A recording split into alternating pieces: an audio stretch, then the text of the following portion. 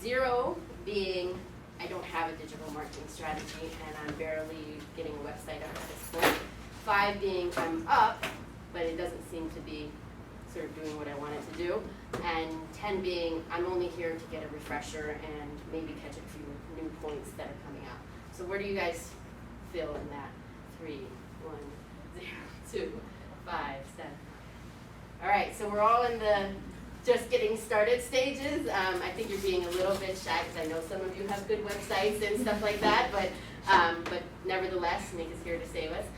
So I'm going to introduce Nick and then we'll get started. Nick, I met Nick at a award ceremony. He was actually being awarded for his great business and his work in the community that he does. You'll learn more about that today, but other than having his own company that he's, how long, what was the year you established that? 1998, so he's been around for a while. Bosco Design Group is that company. He also is the digital sales executive at YP Marketing Solutions. I'm sure he'll give you more information about that. He also does a ton of stuff in the community. He gives back, he helps kids get digital. He's got some cool t-shirts I saw around here, maybe they'll be coming out. But anyway, I was just really impressed by him. He went up there and he gave his thank you speech and I was like, this is a nice guy, this is a great guy. So I approached him afterwards and said, would you like to come in and do a presentation? So that's how we met. I did some, of course, more research on him and he really does know his stuff. So it's a pleasure to have you here, thank you. And enjoy everybody. Thanks. Well, good afternoon, or actually I was coining a new phrase. It was good morning. So thank you for that introduction. So just gonna kind of get warmed up here and everything like that. I know it's an early week and everything like that. So so let's just get started a little bit. I know, thank you for taking that temperature of the room in regards to like what is everybody's kind of knowledge. I've been on a lot of expert panels about digital, and what happens most of the time is people go in there and they come out more confused than when they started. And like, you know, all of us in like the digital realm or the marketing realm, you know, we're speaking a certain language, and small business owners, you know, you're busy working in your business, you're busy serving your customers, you're busy kind of, you know, managing the things that you need to manage, you know, and digital is something that you're just like, okay, I have no time to become an expert in this field. So my presentation today is going to just kind of be very plain English. Everybody ever seen the movie Philadelphia? Favorite movie, and I'm going to reference that in a second. But just to give you a little bit of intro, in case you didn't know, I come from national advertising, national marketing, national publication. I've existed in the marketing and creative field since the inception of my career, and I really, you know, kind of, I don't say specialized, but I really focus on content development because that's where we're at right now. We need to make sure that our content is really strong. You probably already guessed just by my appearance that I am Italian, so, you know. He's not joking. I'm not joking. My last name is Bosco. I was adopted when I was a kid. I do, though, hold the title of the only person in my family that has ever been to Italy.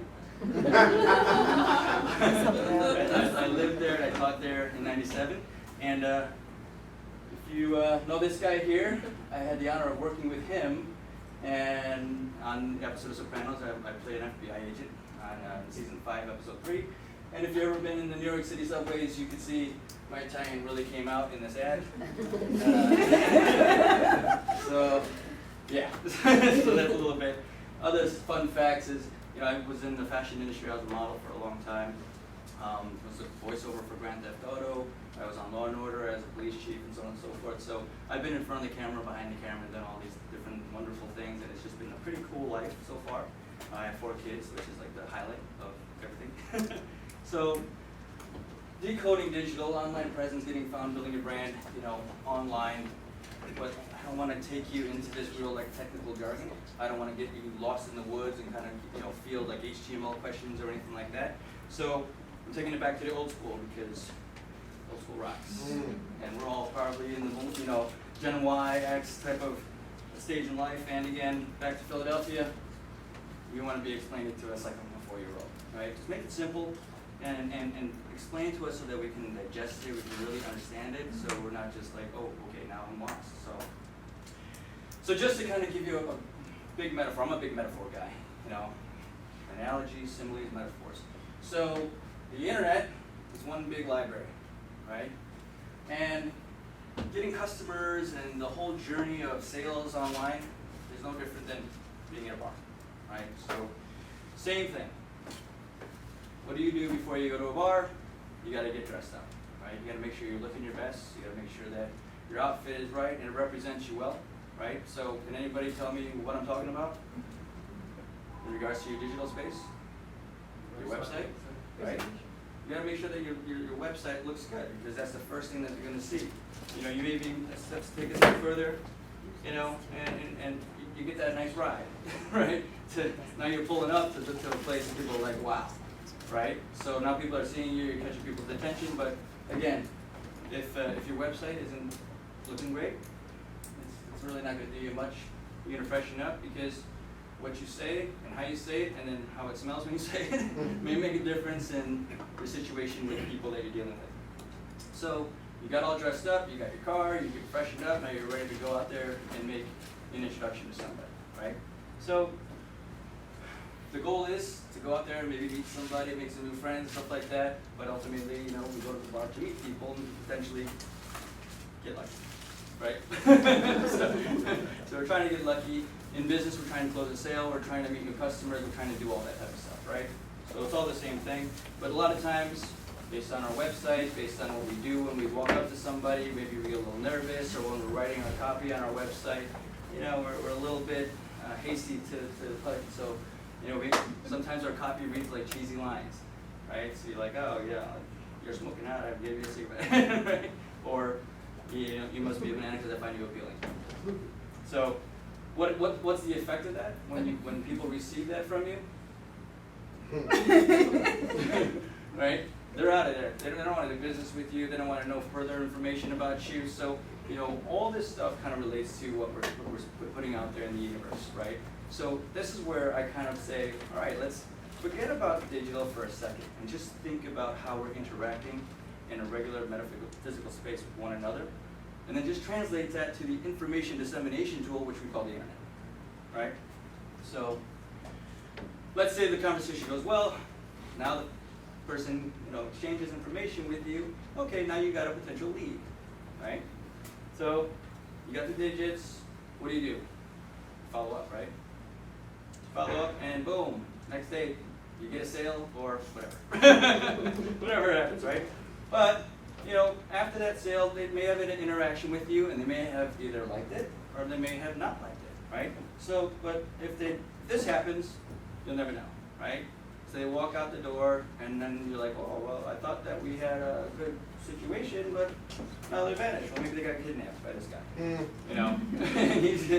And then you're trying to call them, they gave you the wrong number, or your number is wrong on the internet, right? So that causes problems if your number is not correct on different sites throughout the internet, which happens all the time, right? Most of the time, you may put a listing up on Facebook, or maybe you did something for a free listing on Yelp or something like that, but then all the other, you know, business directories grab your information, and now it's wrong. And so you need to figure out a way to kind of fix it all. So now you got to spend the time to kind of fix it one by one. So it's kind of lame, and the same thing happens with your address. So all this leads to lost business, right?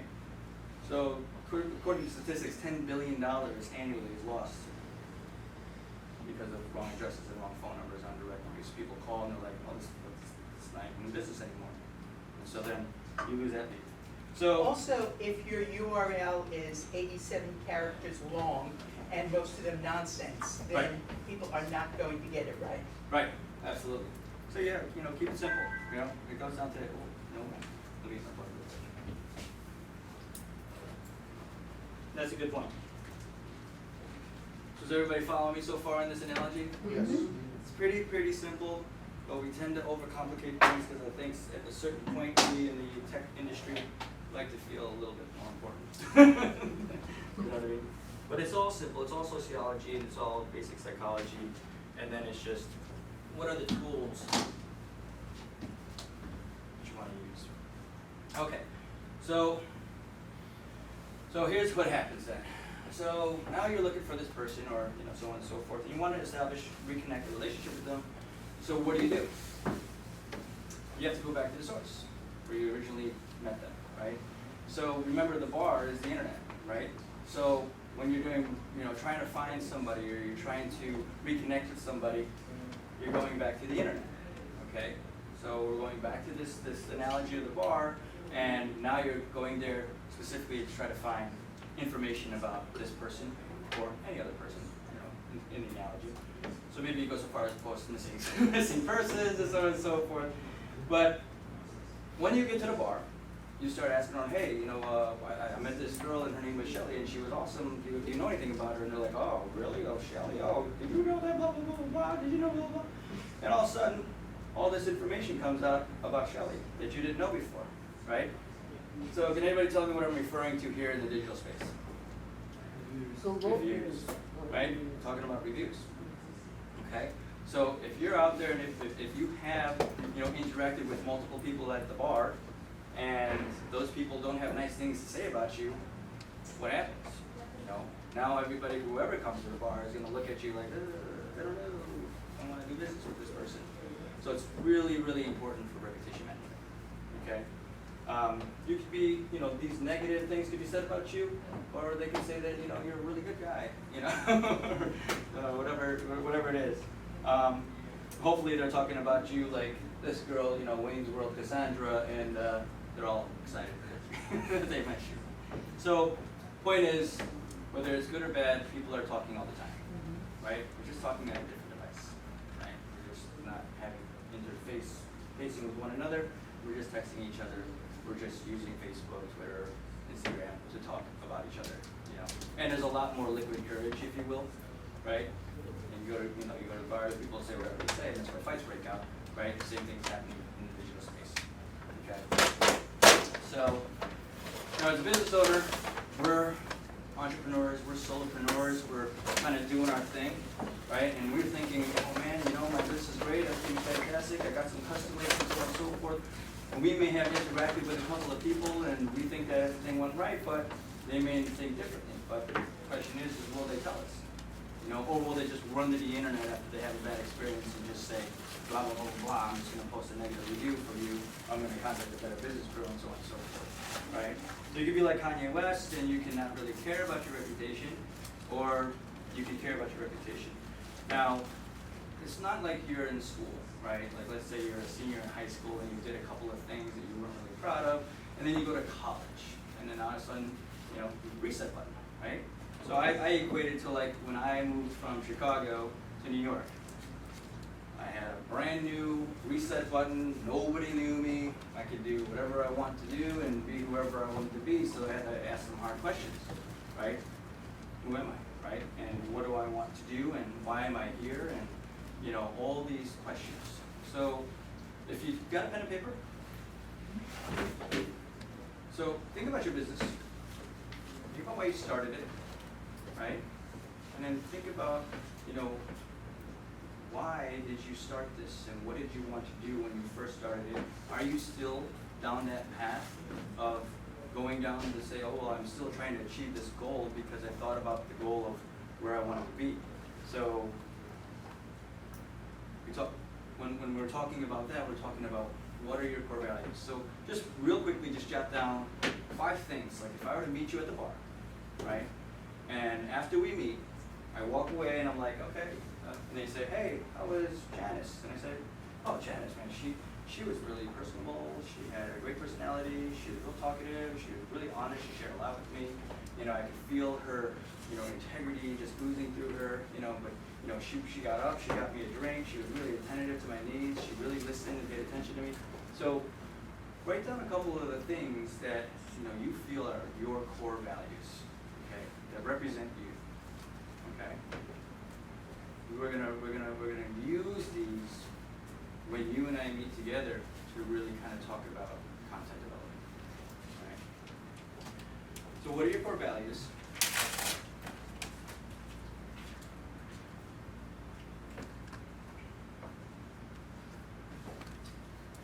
And in business, a lot of times we're talking about, like I said, attentiveness to your customers, right? value. You know, delivering the best quality service. You have a brand promise of guaranteed work. You deal with people with integrity. You know, you stand behind what you do, you stand behind what you say. Things like that. Okay?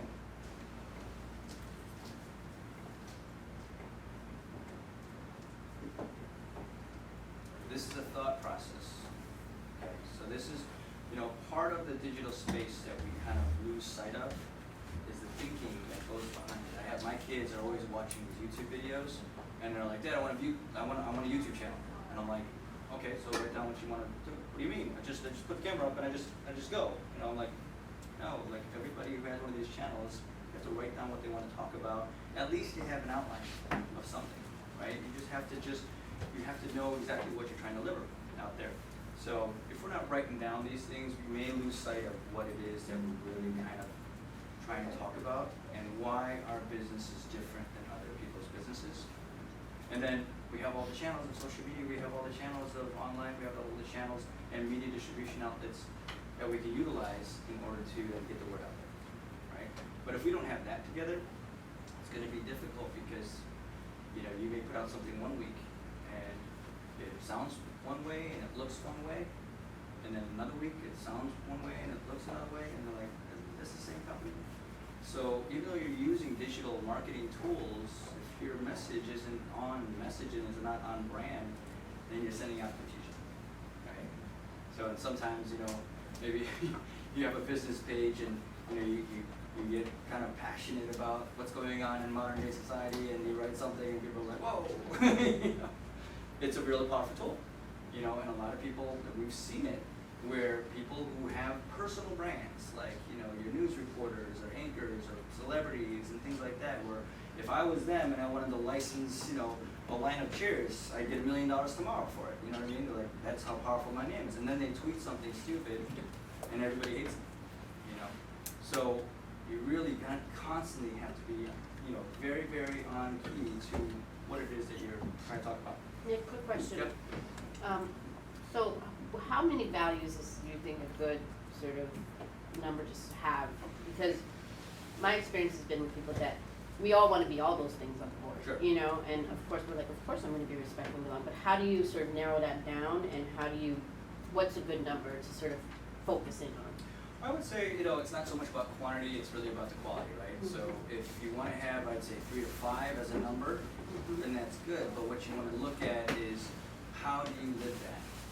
Like, for example, I was dealing with an auto dealer the other day, and his brand was all over the place. And, you know, he was like, well, if you're going to come in here, you know, I don't want to hear anything about you.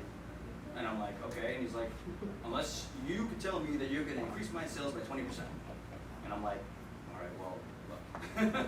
You know, when I walked in here, I walked into a place that had, you know, a huge fence around it, so that's not very welcoming, number one. Number two, none of your salespeople have uniforms on, so that's kind of weird. You got the garage people and the salespeople wearing the same thing. Nobody's tucked in there. Like, their image was all over the place. So I'm going to help you generate, you know, interest and leads and stuff like that in digital space, but then you get in here and they'll be like, oh my God, this place is great. You know what I mean? Like, they don't want to do business here because that he hasn't established his brand from the core of where it's at. So when I got down talking to him, and he was like, "Oh, well, we stand behind our products, and you know, if you buy a car from us, and you know, the engine breaks down, and bring it back, and we'll fix it in no charge." Well, okay, so you know, you deal with integrity. Oh, yeah, I guess so. All right, so what else? You know, oh, well, we like to have people who have bad credit. You know, so if you have bad credit, oh, so you have compassion. Oh, okay, so let's write that. You know, so it's all specific to your business based on how you want to be positioned in the marketplace, right? And then you want to start to develop your content around those ideas. Because once you have your core values, the content writes itself. Then you start attaching yourself to causes and stuff like that that align with your core values, and now you have some traction out there in the marketplace, right? So if you stand, let's say you stand for women's rights, let's say for example, and now you know that as something that is key to your brand. Well, then it's really easy for you to justify an investment in, let's say, the Susan G. Komen sponsorship. And now you want to be aligned with that brand, so on and so forth. So, yeah, it just, once you know this is key. And also, you all set out to start a business to make money, but you know, the most successful business is to solve a problem, right? So when you got into business, you may have saw that there was a void in an industry that you wanted to, you know, get into, right? How are you going to save the world? You know, how are you going to change the world? What should be your impact? Because your business is different than everybody else. I always equate it to when somebody, I have an idea and I'm like, oh man, what if we did this and we put this with this? And they're like, don't they already have that? You know, like every entrepreneur always goes through this thing, like they already have something like that. And my response is, well, who's they, number one, and why is mine's going to be better, right? And I'm going to disrupt the entire industry because mine's better, right? My daughter and I, we had a science fair project. You know, it was actually like an innovation project when she was in 3rd grade. And we were talking, and I'm like, well, what are some of the things that annoy you? And she's like, I hate the fact that I can't have ketchup on my french fries when we're in the car driving because you yell at me because I'm going to get ketchup on the seat. And I said, well, how can we solve that problem? And she said, I don't know. And I said, well, let's think about it. What if, you know, what if this was the french fry box and we just attached a little triangle here and you could pour the ketchup on the side? You could just dip it like that.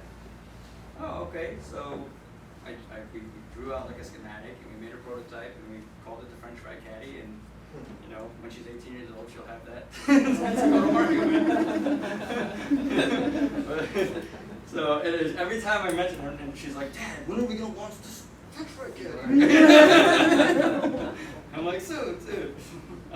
So that goes into the question of like, where are you going to be in the next 5 years with your business? Even in this year, have you hit your goals this year, for your revenue goals, and what have you done to reach these goals so far? And then kind of introspectively look at, you know, what things can you be doing better, and so on and so forth. And this all equates to digital. So, you know, we're talking in kind of plain business terms, but you really have to think about how digital is impacting your bottom line at the end of the day. Because you're in business, you're not just, hey, friends, let's get together. You know, this is using digital for a business tool, okay? So, is everybody still on board with the analogies and so on and so forth? Okay, we'll get a little bit more of kind of like the digital conversation. Again, we're just trying to keep this broad stroking. I don't want to get too technical or anything like that. So again, the big mystery, Google, oh my gosh, Google. Okay, big mystery, Google is just a library, okay? So I've talked to a lot of business owners and they always say, well, you know, yeah, man, I got a website, so I'm good. Digital, I'm good. I'm like, okay, great. So if you published a book, and they're like, yeah, well, I spent thousands on that website. Okay, great. So how much would it cost you to publish 50,000 books, 100,000 books, 1.5 million books, right? A lot of money, okay? But now you created a website for probably, at this point in life, next to nothing, right? You could do it on GoDaddy, you could do it at, you know, different things, so on and so forth. Like back in the year 2000, websites for like $500,000. It was pretty insane. So you just develop this book and you invest all this money. Now, as a small business owner, that's a big chunk of change. We're investing money in a website, and the website company is saying to you, "Oh man, now you're going to be on the internet. You're going to get so much business because you got this website." Well, that's a bunch of malarkey, right?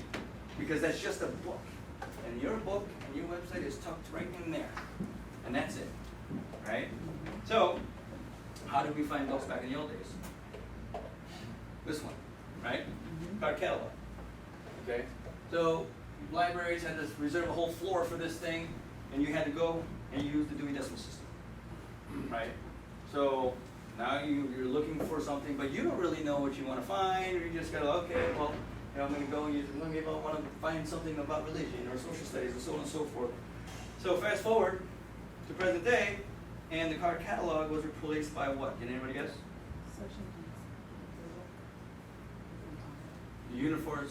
The Dewey Decimal System was replaced by this, right?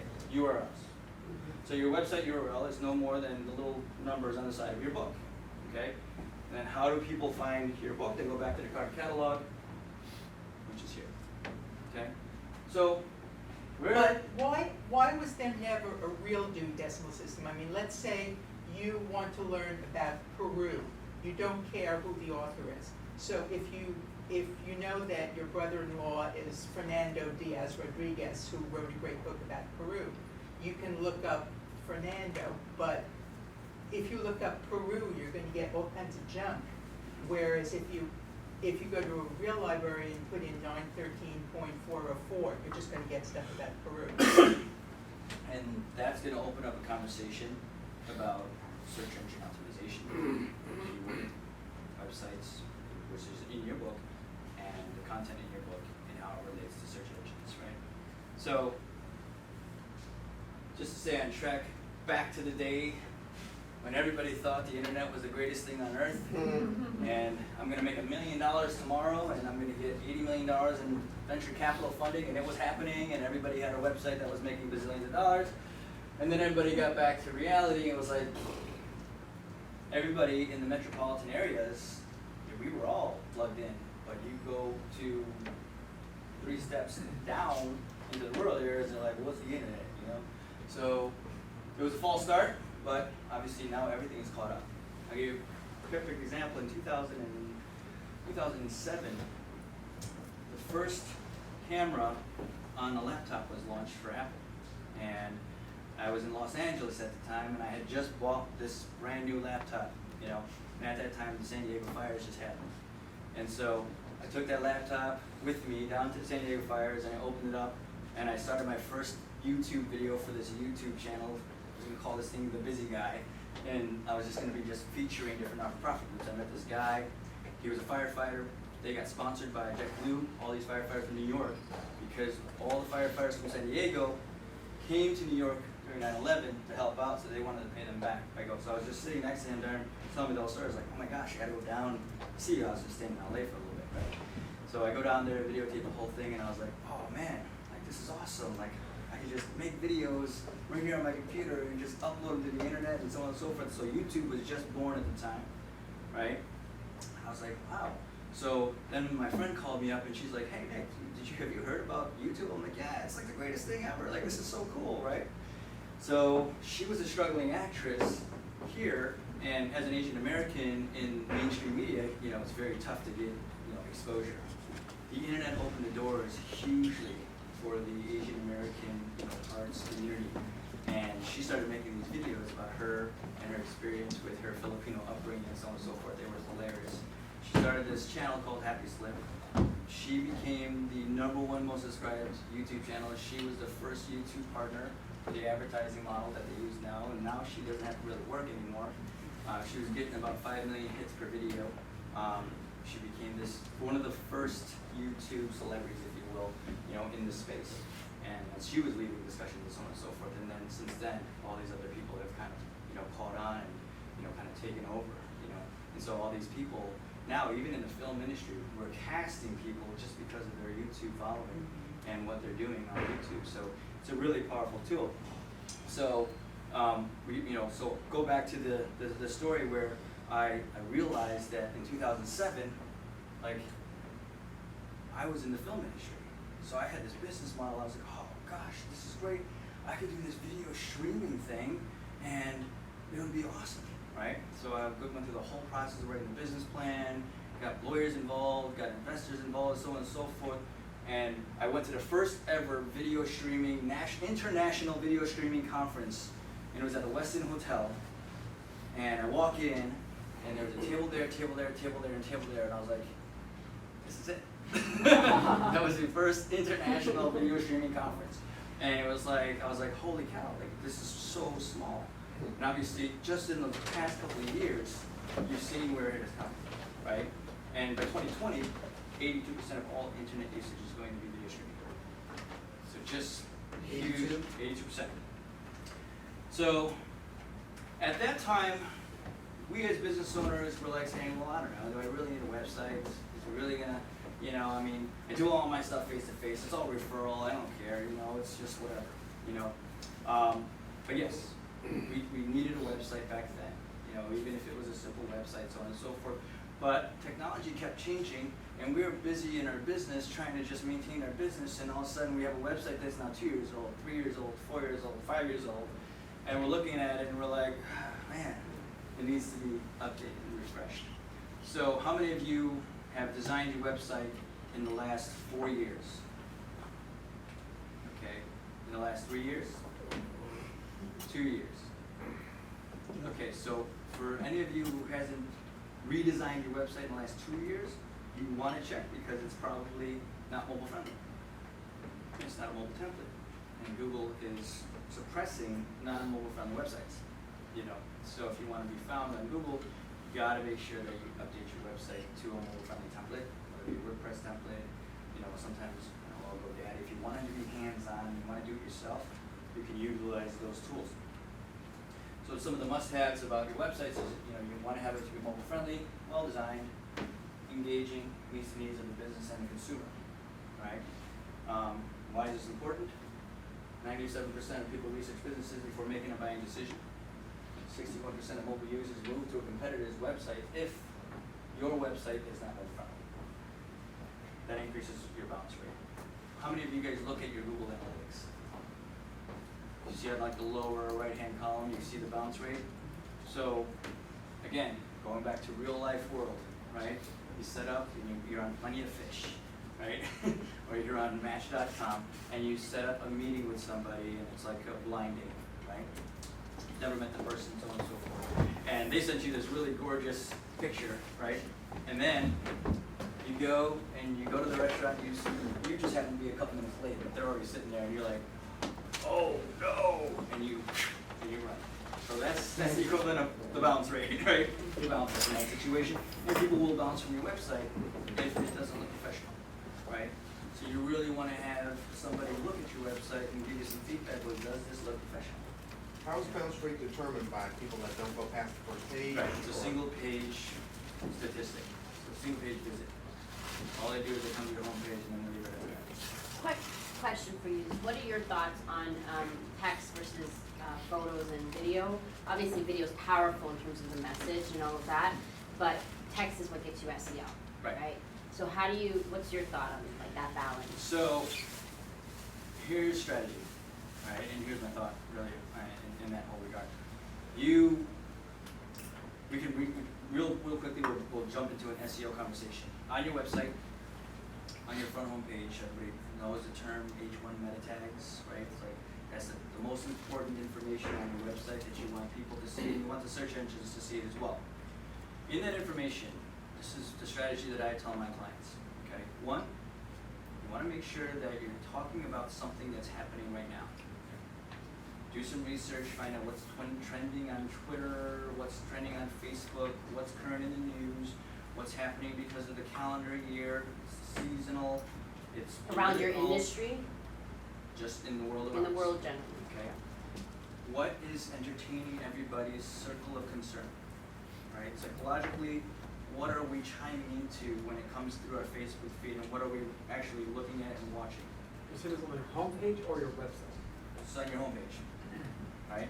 Now, what you're doing is you're creating an environment to create a conversation about your business, right, in relation to current events, right?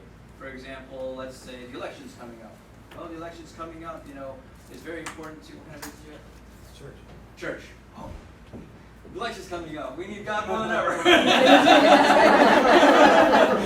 You know what I mean? Like, we need, you know, stuff like that. It's important to just pair it together, right?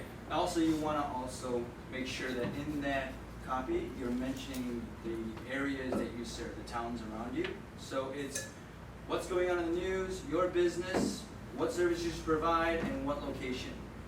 Because you have to think about user intent of the internet, right? What are they coming to the internet for, and how are they searching, right? So if I am in Jersey City, and I break down my car, and I go on my phone, and I'm like, oh my gosh, I need an auto mechanic in Jersey City now, right? So we're searching auto mechanic in Jersey City, right? Or you could be saying how to fix a fat tire, you know? That could be a part of something that is on your website, right? In Jersey City, so on and so forth. Or how can I be safe, right? Same thing, right? So you want to make sure that you're having that conversation on your homepage, because that's what's going to break down. In reference to video, you want to have video content that is kind of doing the same thing, But when you post your video up to YouTube, you want to make sure in the description you're talking about what you're talking about in the video in your description, and make a nice description. Make sure you're talking about the things you're talking about in the video, but also some key things about your business, where you serve, so on and so forth, because YouTube is the second most search engine on the internet, and Google owns it.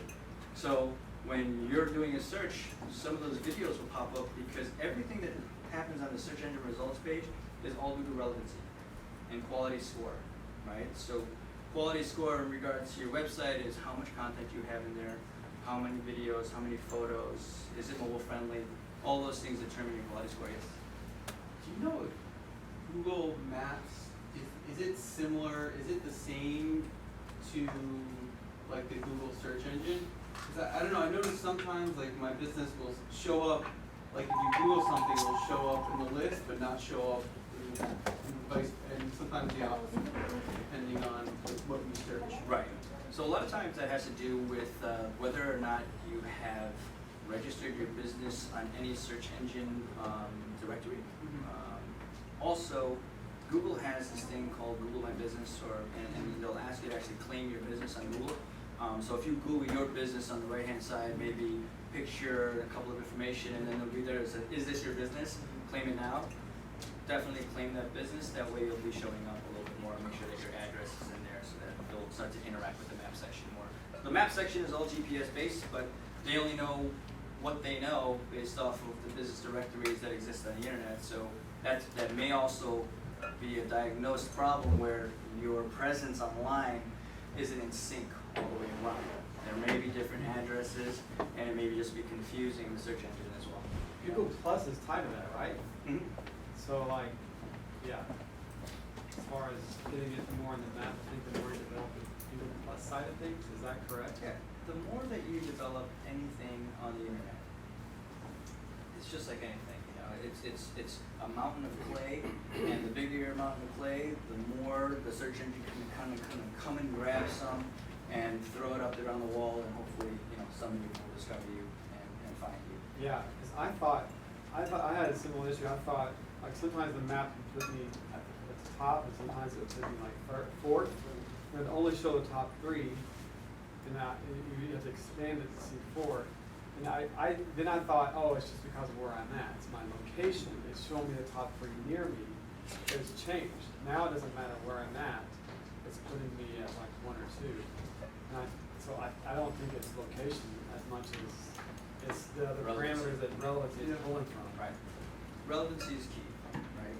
And location is only so much because, for example, if my IP address, and I'm using my laptop and I'm in Jersey City here, but my business is in, I don't know, Newark, right? And I type in, you know, I don't know, bicycle shops near me, my bicycle shop is going to show up in the organic listings or in the map section because I'm over there, and the near me bicycle shop is going to show up. But if I do it when I'm close to my bicycle shop center, then my ad will show up in the map section. So it's always kind of like a vanity play, right? So like we go online and we start to Google, you know, let's say we invest in a Google campaign or something like that, and we're like, oh, I'm going on Google and I'm typing in stuff. I don't see me coming up. Oh my gosh, what's going on? You know, and then you call people and you're like, hey, what's going on? You know, Google has a democratization of the internet, and they don't let people completely dominate just based on spend, right? So Google, you know, are you familiar with Google AdWords, ad campaigns, things like that? So even if you're a multi-billion-dollar business, like let's say Geico, right, and they invest, you know, $2 to $3 to $5 million a month in Google AdWords, and they outbid everybody for the insurance category and so on and so forth. They drive the price up of keywords to like $25 a pop. So if you're a mom and pop shop, you know, agent, and you're a State Farm agent, you're like, oh, you know, I want to get into this Google game. You're like, well, they're killing it. So if you want to be relevant, I mean, you can get in, but it's going to cost you a little bit of money, right? But for other categories, it may not be as expensive, right? It's just based on who are the big players in the game and how are their budgets, you know, kind of driving the price of the bids up. My experience is to just try to avoid the big players, like go after keywords that they're not using, go after things that they're not spending as much money on, and get that piece there that's much easier to get Right. as a small business. Right. Right. And there's all different types of ways to kind of get there. But obviously, you know, alcohol is going to be a very popular word. It's funny because I was buying a URL for a company that I was working for, and it was owned by somebody, and so like, you know, this URL is owned, just give us a call. And so I was calling and I couldn't get through, so I just sent an email, and they're like, well, this URL isn't as popular as, say, alcohol.com, but we feel that it's just as popular, so the price is $500,000. And I was like, whoa. And I sat back to the moment, I was like, I remember when all the URLs you could get in the world were free. You know, all you just had to do was it was like the gold rush to the west, you just like couldn't grab them. And like, wow, it's really turned into this real like price gouging game now, and it's really sad. Well, how about the new TLDs? I mean, if you can't get alcohol.com, maybe you can get alcohol.bev. Right, yeah, yeah, and that's the way to work around the system, and as long as you got an unlimited budget to get that brand out there, you know, then you're in good shape. But if you want to do this really quick experiment, if you haven't done your website recently, if your website is mobile friendly, it'll show up nice and big. The letters will be nice and big. Your images on the top will kind of come up full screen. You'll have a little user nav, or maybe it'll be a hamburger menu. Your logo and stuff like that will be at the top. If it's not, your text will reduce to like next to nothing. And so, and also Google has a tool that you can just copy and paste your URL into it. It's just Google Mobile Friendly Test. Just copy and paste it right in there, and you'll be able to find out. It usually just says it on the search results for your website. Right. So if you are a business owner and you're searching for your website, Google will now send you a notification just directly to you. Not your customers can't see it, just directly to you because you own the business. They'll send you a notification that your business is mobile friendly. Oh, really? I didn't know that. Yeah. So this just gives you a kind of more of a photographic view of how a regular desktop website then converts into a mobile displayed website.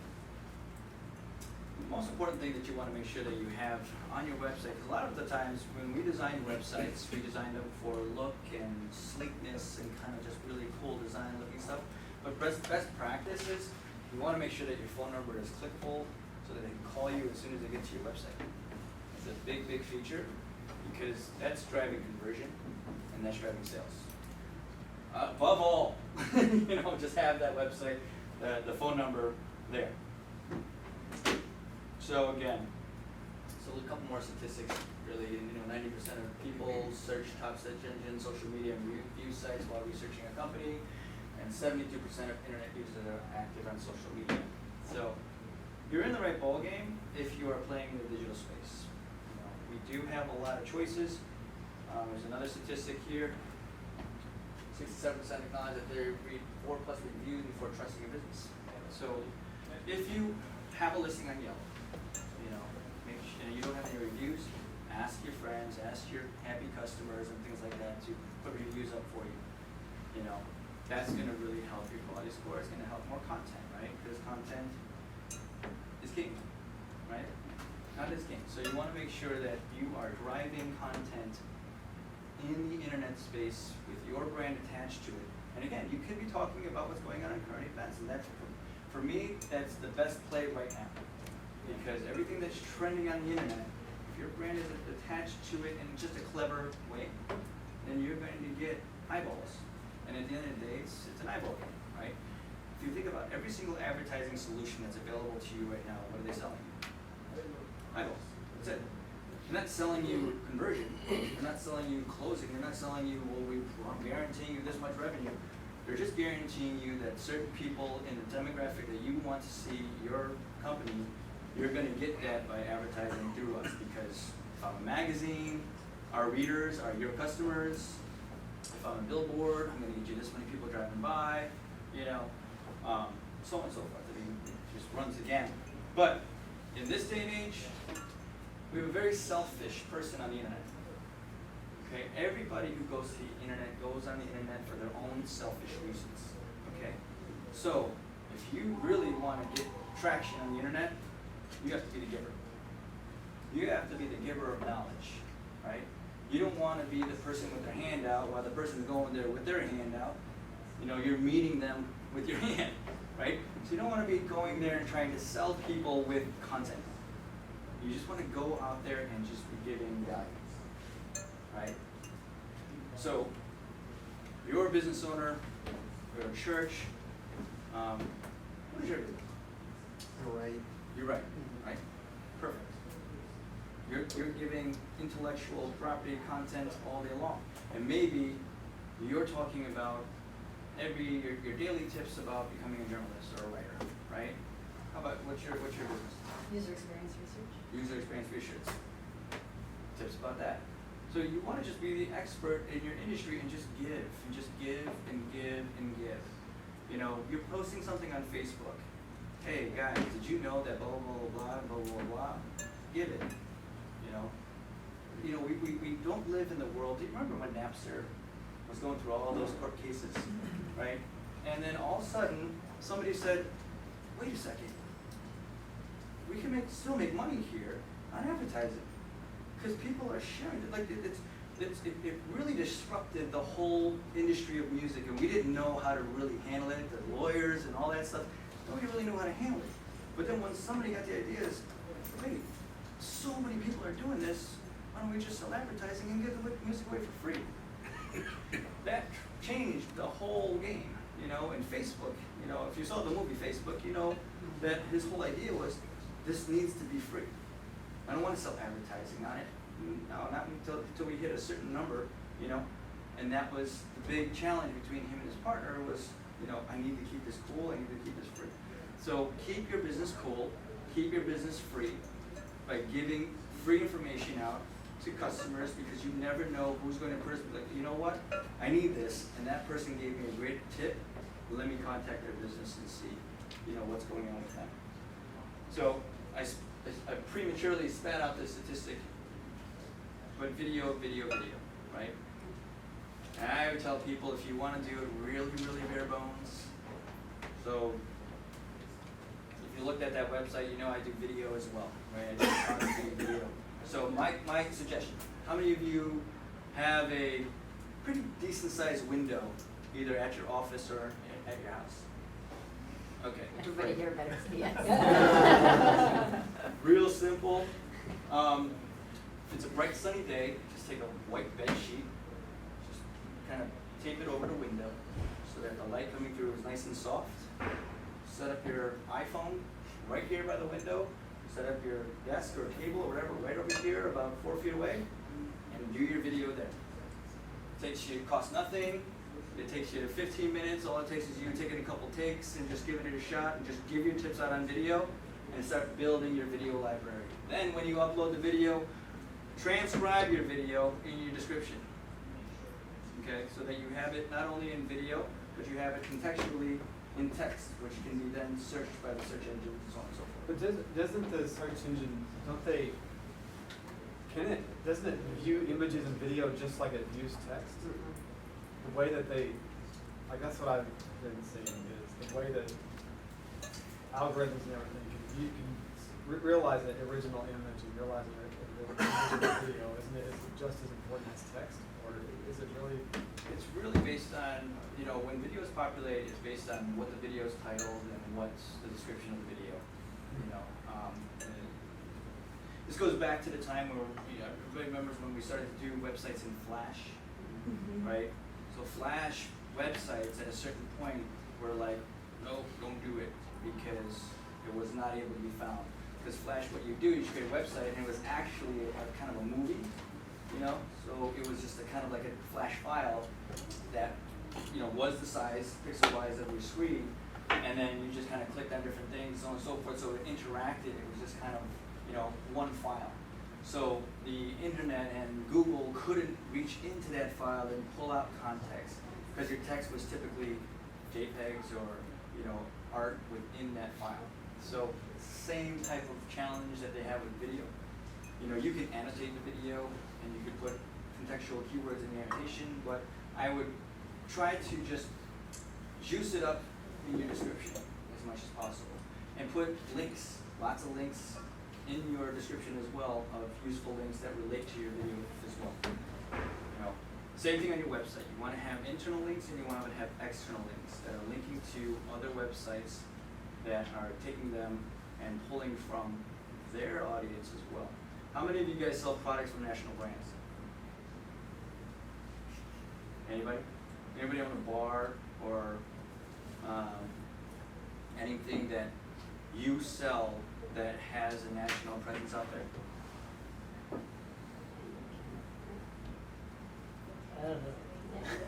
Kind of. Right? Yo, So I'm an investment advisor, and so if I use a mutual fund, Right. So if you, I'll just put it out there like this. If you sell anything where you know that the parent company of the products that you sell does a lot of advertising and does a lot of internet advertising, so on and so forth, you want to mention them in your website content, right? You want to add all the brands. So, like for example, if I have a bar, I want to say, I carry these brands, and name out all the brands that I carry, because all of them are investing heavily on advertising, marketing, keywords, SEO, SEM, so on and so forth on the internet. So why can't I piggyback off of the fact of doing that? And when people are searching, where can I get a shot of Patron? You can get it here, because Patron is associated with my website, and now we're having a conversation about it, because now it's relevant because they're near me. They may not be near the Patron headquarters, but they're near me. So, if I'm doing a search campaign or something like that, if I have those keywords in there as well, I mean, obviously, Patron and stuff like that is going to be really ridiculously expensive, but if they're on my website, that's going to help, just Is get more the same traction. true for just phrases that are out there right now, or whatever, like you were saying, catch the trending stuff? Is it the same effect I would- essentially? I would most definitely, anything that's right now, okay, so, right now, what's going on, everybody's having this conversation right now in regards to the standing, or sitting, or kneeling, or protesting during sports events. What conversation can that open up, and how can you, let's talk about that, because it opens up a whole lot of conversations, but as they say, all publicity is good publicity, all interaction is good interaction. If you're the facilitator of it, you're the thought leader in that regard, and how it's affecting the industry, how does this impact the economy, and so on and so forth. You know what I mean? It's an interesting discussion that was on this morning with NPR, and as I was driving, a woman who just wrote a book about meeting strangers. And she was talking about these different interactions and how it could change your life and so on and so forth. But then I was thinking, I was like, oh man, I was like, I'm burning to call in to talk about, what is the economic impact that it has when you are open to meeting strangers. So psychologically, we're teaching our kids to stay away from strangers because of the fear factor. But as an adult, if you are open to meeting strangers, then you're growing a business, and then you're an entrepreneur because you're interacting with strangers all the time, trying to introduce yourself and get to know this person so you can do business with them. So it has a huge economic impact if we're open to meeting strangers. In the book they're talking about introverts and extroverts, extroverts and introverts alike, both are successful entrepreneurs. It's just that introverts, when they get done working and meeting the strangers, they go home and they're, kind of locked in their room and read the book. So it's important, it's important. So all these conversations that are going on in real time affect your business, affect the economy, affect the American psychology, and affect all of our individual microcosms, if you will, to a certain extent. So you just have to look at how you can intelligently think about how you can pair your brain into the conversation that may be the lighter side of it. It may be not so heavy. You're not necessarily taking a position so that you're turning off one audience and turning off the other, or turning on and so on and so forth. But you're just having a conversation and opening up the doors for it. And maybe there's a way to interestingly tie your company in there, so that you are part of the conversation. Yes. So I have a question. I have done work with a lot of national clients. I've done work for them, but what I do has nothing to do with what they advertise for. So, is there really value? Because I think of my audience as being very specific, very selective. Is there still value in national? So, if we can kind of dig in a little bit deeper about your specific business. How are you selling and who are you selling to? Mostly I'm selling on LinkedIn because I have a big network and that's how people see me, that's how they see my reviews, that's how they see my capabilities, and then I point them to my website, which frankly, it's a bunch of logos of all the clients that I work with. And I think that that's valuable. So the question is you think it's valuable, but how is it valuable to them? They see that I've got some, I've done good work, I've done work with some national brands. Right. So that to me, will give them a sense of, the type of level of work that I've done. Mm-hmm. And then they'll wanna look further, Sure. they'll ask me questions. And that's great. I mean, you're basically using that website as kind of like your online digital brochure, That's right. which is giving them information and then intrinsically building trust to a certain degree. That's right. Based on the fact that you have worked with such national clients, and well, it's the whole idea of, well, if she's good enough for them, gotta be good enough for me, right? Well, in the new social age of digital, we wanna consider what value we're adding to our customers. So if you are using LinkedIn as a tool, add value to them through LinkedIn so that you become a thought leader on LinkedIn. And then all your friends are like, yo, she was brilliant. Did you see that post? Oh, she was fantastic. Because that's what we're talking about, right? We're going and just saying, oh, there was this crazy post on Facebook.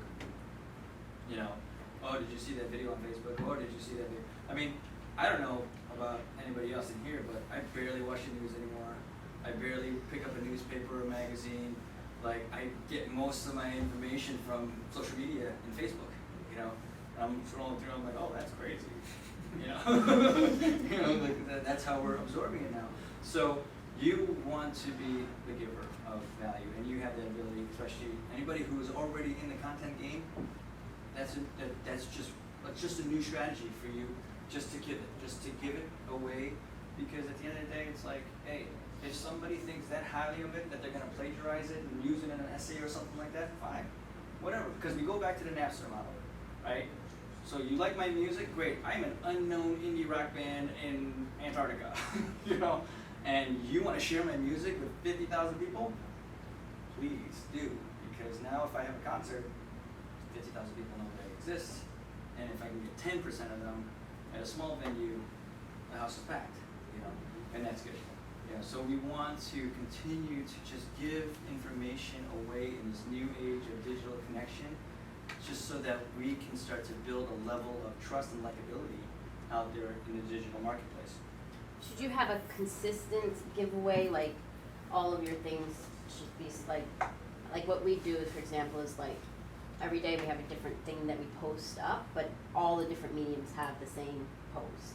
Do you have any, it's a time thing, number one, it's just not coming up with 5 different contents, but is there, would you suggest that we have different stuff with different mediums, or, obviously the audience has something to do with it, but just as a general, getting your presence known out there Right. type of thing. So we have to look at a website, and the funny thing about websites is, as business owners, some people use it as a digital brochure, right? Which could be a 1 to 2 pager, it could be a 5-pager, but the power of a website could be as big as Netflix. I mean, it's just a website, right? It just has millions of pages that they keep updating, and the content is living back on a server that they're just calling up. The interface of Netflix isn't that deep in regards to how many pages. It just has, scrollable page that just keeps getting updated and changed with movies as they come in and out. But how powerful is that as a revenue tool, right, that we use? I mean, it's huge, right? So that, opens up the door for a subscription model. So if you are creating that much value on a consistent basis, and you're getting people to subscribe to your website or to your YouTube channel, these are all additional streams of revenue that you could be tapping into, because it's the try it and buy it model, right? So if you're, trying and you're getting access to exclusive content, right? Let's say we put this on your website, like this conversation on your website, and people are interested, and we give a little teaser, snippet, and so on and so forth, and you're like, oh, for $2.99 a month, you can get access to all of our great content. Now, your website isn't just a little brochure about the shared working space. Now it's a revenue stream that is working 24/7, and you're sharing it globally. It's the same model that we're going to be using with this school. we're gonna be videotaping all of our lessons, and then we're gonna be able to share them online with the world, you know, as another revenue stream. You know, so if you can engage people and you're giving them an opportunity to hang out with you, you know, eventually they're going to like you, trust you enough to give you your credit card information and do business with you online in an automatic setting, residual income, you know, all those great things kind of come into the conversation once those things have happened. You know what I mean? So continue to just, you know, especially for churches, it's great. Praise and worship sessions all day long. If they're good. As long as they're good. I mean, if they're good, if you can get snippets of great sermons and stuff like that, put them online if they're meaningful and they add value to people's lives. I go to Christ Church in Montclair. We have Pastor David Ireland. This guy is the king of writing books. He writes a new book at least twice a year. Like his bookstore is like all his books. It's insane. But he also has this thing where he sends it out weekly. It's Moments That Impact, you know. And he gives a little sermon and he gives a little bit of a tidbit, but he relates it to what's going on in people's lives and how they can overcome whatever they're overcoming. And then he throws in advice at the vertical, and you know, but that's his motivational ministry to kind of get people out and kind of rejuvenate their life and so on and so forth. So, you know, any of that stuff is fantastic and it's all free. It's just giving it away because again, look at your content like that guy in the mall who's giving away free chicken in front of the restaurant. You know, you always go to that restaurant just to get that free chicken before you do anything else when you go to the food court. You know, you're just like, I gotta get that free chicken.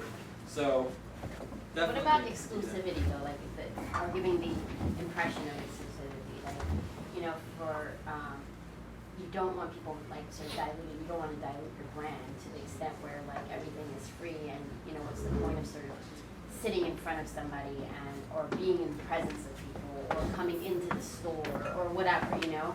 So where do you draw the line between giving and actually having people show up and be part of it? You don't have to, okay? Because there's entire business models that are based off of giving away information for free, and they make millions and millions of dollars. If you look at a magazine like Baby Talk magazine, which is a 100% free magazine that's given away at doctor's offices when people are having babies, it's all ad driven. They create a circulation model, which then they sell the CPMs on. And if you want to reach their audience, which is people who are in a life stage of having a baby, they're the magazine you want to spend money with. And they, you know, they're not a thick magazine by any stretch of the means. It's a very small magazine, but I'd say, you know, 10 years ago, when magazines were really doing well, it had a pretty decent amount of pages in it. And, you know, you could always, you know, gauge the success of a magazine by how thick it is. Because there's only so much editorial content they can put in there for a month, and then the rest of it's advertising. So even though magazines have subscriptions and you can buy, I mean, if you look at buying a subscription of a magazine, a national magazine, you get all the things in the mail, and they're like, 12 copies for $2.99. You're like, how is that even possible? Because they're making all their money on advertising, and they're just making extra money on the subscription. And so they're giving away the subscriptions, but that magazine's been paid for 10 times over by their advertisers. When I'm working at Maxim Magazine and our base page rate for a full page ad is $80,000 or $150,000 for a full spread for a month for one page, and the magazine's this thick, that magazine's production was paid for after 30 pages. You know what I mean? And the rest is just, so that's how you look at, as you start to build out your content, it's no big deal. What you want is eyeballs to your website, and with digital, you are gauging all your analytics on the back end, and you can see which content was the most successful, which got us the most eyeballs, but then again, your website is a book in the library. So not only do you have to be engaging with your content on your website, you also have to be engaging actively in advertising that your website exists. So, goes into another slide. According to Marketing Alliance, 60% of professionals say that having a video is of utmost importance, and 46% of marketers in a study say that they use videos on their website and post it on third-party sites like YouTube. That's pretty much common knowledge, right? But I want to get into the conversation which didn't exist 15 years ago, which was traditional advertising versus digital advertising, okay? And the difference is sit back versus sit forward. Does anybody know what I mean by that? Okay. When you are watching the football game, your legs are up on the sofa, maybe you have an ottoman, hands are behind your head, and you're just kind of chilling, watching TV. Advertisement, advertisement, advertising, football game, advertisement, advertisement, advertising, football game, right? Sometimes we watch the Super Bowl just for the advertisements, but that's the breakdown. Do we have a choice? No, we don't have a choice. They're gonna put the ads right in front of our face, right?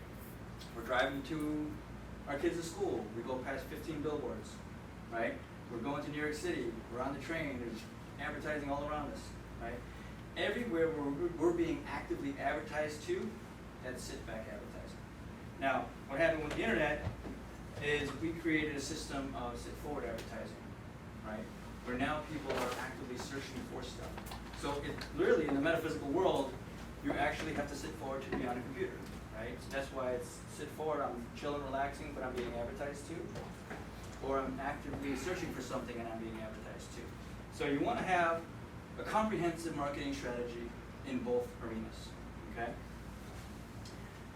So digital advertising, you see Google now has all types of really cool digital advertising, responsive, what's the word I want to say, multimedia, there's a word for it, but it's missing my brain. But there's just dynamic, the dynamic display ads that you can do. You have a video pre-rolling, you have the audio off, they click on it, the audio comes, that video can be rolling. Once you click on it, it takes over the entire screen. I mean, you've seen it, you've interacted with it already.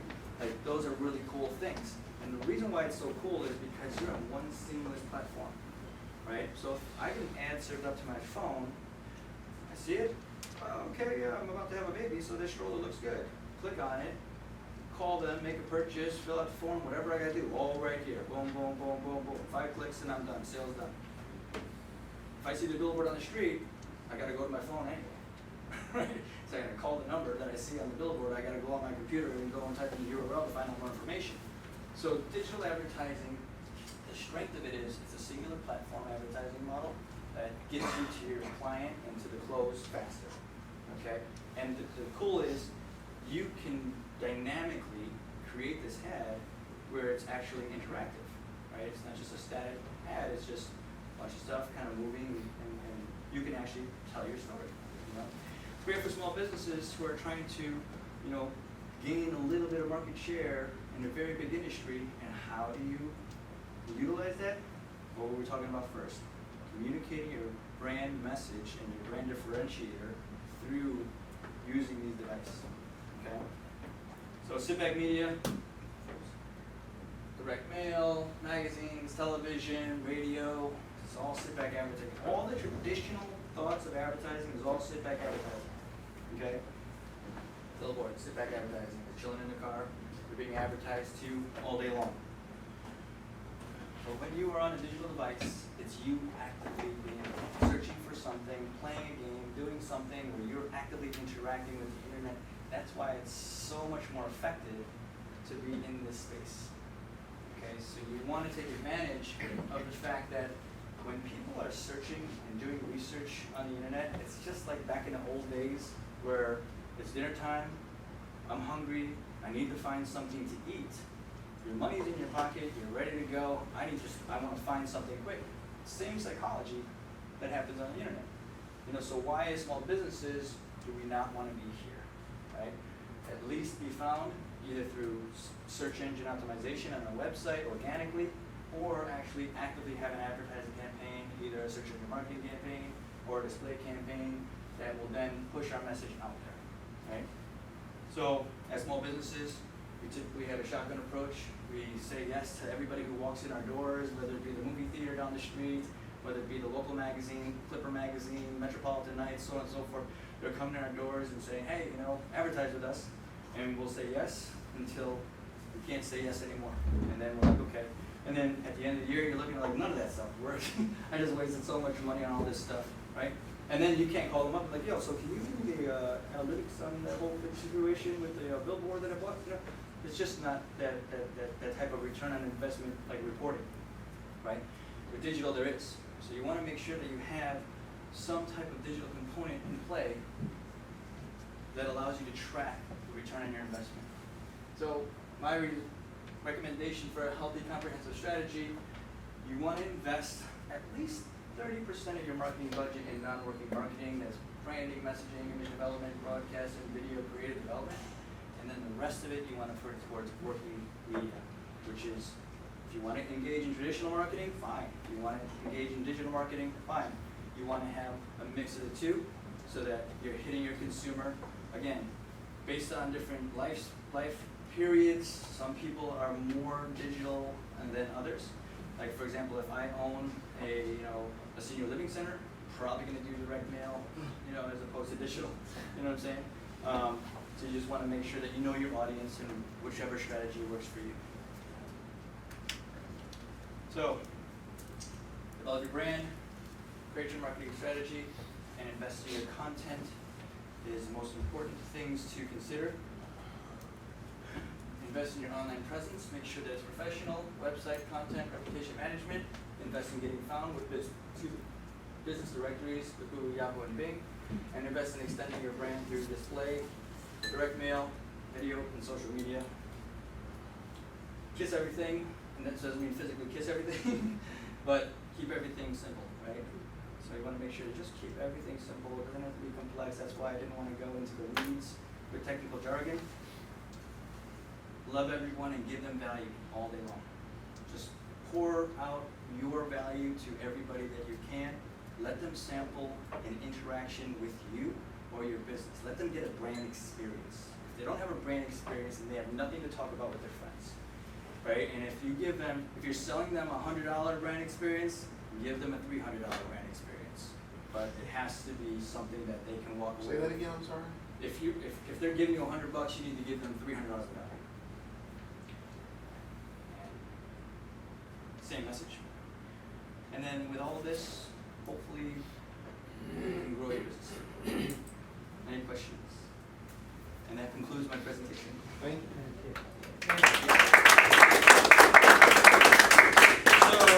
So, if you can, sign up for a meeting with me so I can give you a little bit more individual attention for your business. And I also have a gift for each of you. And He practices what he preaches. yes. And it's not big enough to be chocolate. Some of you have different needs, but you can pretty much, once we have our conversation, you can kind of leverage these things. Value of what's in this envelope could be worth anywhere between $3,000 to $10,000, depending. That is a gift. And what that gift does is it gets you in front of about 3.5 million people for Left National. So I only do this for people that I have close interactions with. I mean, it's a pretty steep discount on advertising. And again, some of you have websites, some of you don't. Maybe you need a website, maybe you need a video. All those things I can give you a hand with. But advertising, you can get a steep discount on that. That's something that is going to be what we're going to do to get your word out there. You know what I mean? So, are there any questions at all? What is YP Marketing Solutions? The YP Marketing Solutions, it used to be with AT&T, but then they broke off and created a digital arm, and they created this company called YP Holdings LLC. YP Holdings LLC was then purchased by Cerberus Capital, which is a company from Great Britain who started to buy up a whole bunch of different companies in the U.S., like Maxim Magazine and so on and so forth. So they infused like $34 billion of capital. So we are the largest, most capitalized digital marketing business in America. We manage about 500,000 search campaigns and different web campaigns, and we're the premier partner with Google, Yahoo, and Bing. So if you want to do search engine marketing, I can help you out with that. If you want to do display marketing, I can help you out with that. Websites, videos, direct mail, all the things that we talked about, I can help you out with that, kind of get you some stuff, and then with this coupon, you can get, like I just gave a guy $386 ad that's going to get him in front of about 4.5 million people for like $77 because I was able to do these coupons. So I definitely encourage you to use these coupons because they're, it's a huge, huge discount. He's saving $3,600 on his advertising throughout the year. I had another client who was buying $1,000 campaign, I was able to get it to him for $200 because he used only coupons. So that's an $800 savings throughout the course of the year. It's pretty steep. You know, we're talking about $10,000 worth of savings there. You're only spending like $2,400 throughout the year. $200 a month, it's no more than a cup of coffee a day, you know, for your advertising. And that's the challenge with a lot of business owners that I talk to, you know, with, is what have you done in regards to setting aside your budget for your marketing? Most people haven't. They don't have a marketing budget, they haven't thought about a marketing budget, they haven't thought about a marketing plan. But they've thought about buying another computer, they've thought about buying another truck, they've thought about buying another desk at their office. But if you don't have clients to keep those things busy, then what does it matter?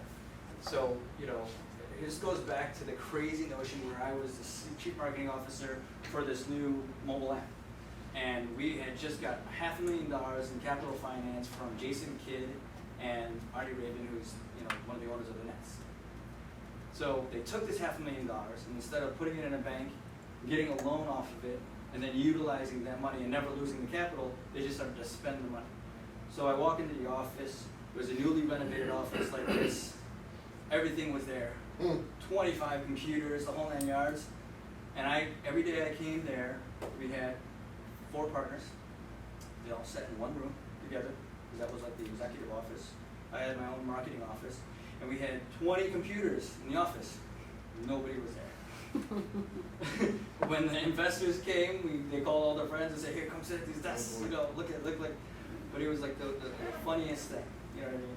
And I'm like, why are we using all this capital for nothing? You know, we need to go out and get clients.